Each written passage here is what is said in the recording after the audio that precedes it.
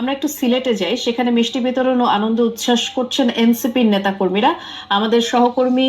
নাবিল সে বিষয়ে খোঁজ খবর রেখেছেন। কি দেখলেন এই রায়ের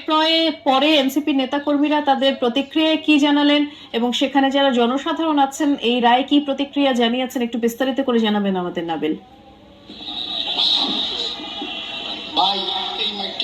বৃষ্টি, দেখুন, সাবেক প্রধানমন্ত্রী শেখ হাসিনার রায়ের পর সিলেটের কেন্দ্রীয় শহীদ মিনারে যারা এনসিপি নেতাকর্মীরা রয়েছেন তারা